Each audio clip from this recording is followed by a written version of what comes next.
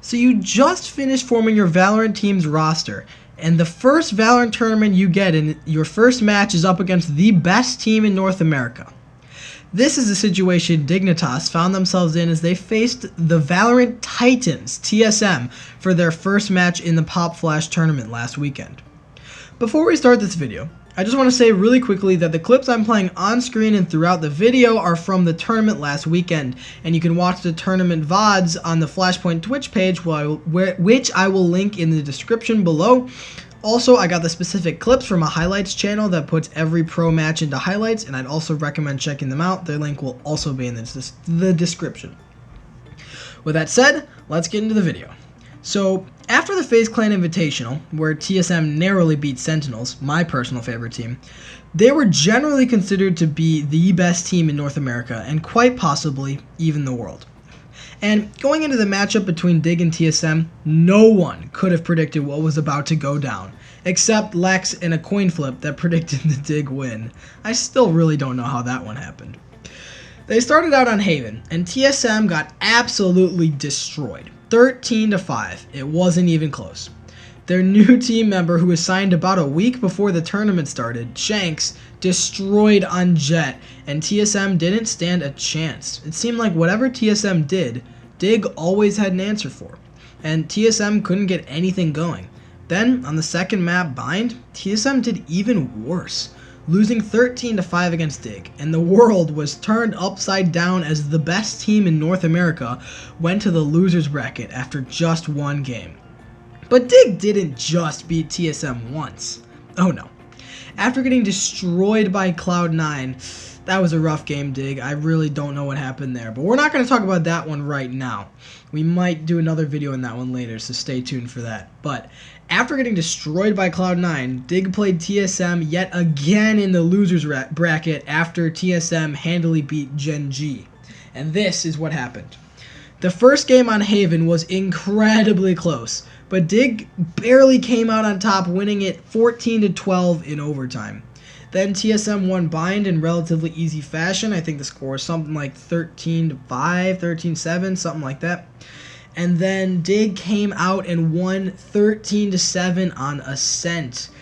The end of that game was really interesting, as I felt like Sabrosa was kind of, how do I put this? It seemed like he was, I don't want to say throwing because he wasn't, but he made kind of a stupid play pulling out his knife in a 1v1. Yeah, we're not going to talk about that one.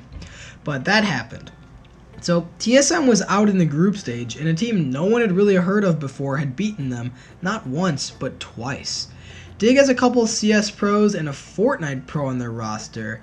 I mean, I don't know how that one happened, but Psalm, if you didn't know, I'm going to go on a little tangent about Psalm. Psalm started his competitive career in Dota 2, then after a little bit he moved to Heroes of the Storm, which is a small Blizzard game. After that he moved to Fortnite and ended up getting second place in the Fortnite World Cup, winning $1.8 million. And then now he's in Valorant, and I mean, when I saw that he was a Fortnite pro, I really did not expect much from him at all, but him and Shanks did really, really well, and their whole team did really, really well against TSM. So why is that? How is this new roster that barely had any time to play as a full 5-man team because Shanks had just been added, how did they beat the giants of NA? How did they topple the giants that were TSM? How exactly did they do it? Well, Shanks did exactly what Wardell does best, and he got picks at the beginning of the round with an AWP. And then they kind of made plays that TSM didn't think about. I mean, they pushed things that they didn't expect, and generally they just played better. Their shots were on point, and they had clearly prepared a ton going into the matchup. And there's a lot of VODs, and there's a lot of things that are on TSM, because, I mean, they've been in a lot of things. They've won a lot of tournaments, and they kind of do this similar thing. And so Dig was able to recognize that and then counter it because they had prepared a ton, right? They, out of the gate, they knew everything that TSM was throwing at them and exactly how to counter it. Shanks was a huge player, and he was franking out. Psalms was franking out like crazy, and the other three members weren't doing bad by any means. But, I mean, the two top fraggers were Shanks and Psalms, right? They were really making a difference. And Dig always knew when TSM would rotate, and they played according to that. It looked like they were 4 steps ahead the entire game. I mean, and you might be thinking, Wardell is an insane jet hopper, right? Wardell is incredible on TSM, and yeah, he is. And he did do well in these games against Dig. I mean, not as well as he usually does, but he was still getting the pick first, and he was getting all these things, but it still wasn't enough to beat Dig. They didn't do any strange team compositions either. They just outplayed TSM at every turn. Their rotates were on point. They knew the game better. They had better game sense. And their shots were really on point.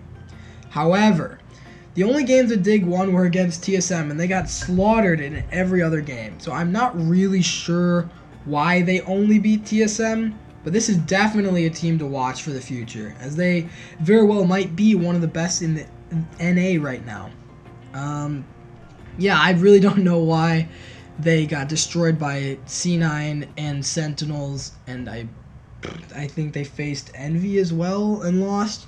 But they looked fantastic against TSM, but it was a completely different team once they faced some other teams besides TSM. I don't know why they're specifically TSM's kryptonite, but hey, I'm hoping we'll get a rematch in a future tournament, and we'll get to see if TSM proves their worth again. Anyways, that's all I have for you guys today. If you agreed or disagreed with me, let me know in the comments below. This is my first Valorant video, and I am going to be posting more soon, but I'm not also going to stop posting Dead by Daylight. I'm just going to post both. So look out for some more Valorant content below about this tournament in the future. That should be coming out soon. Make sure you guys like and subscribe, share the video, and check out all my socials in the description. And thank you guys for watching, and I'll see you guys in the next one.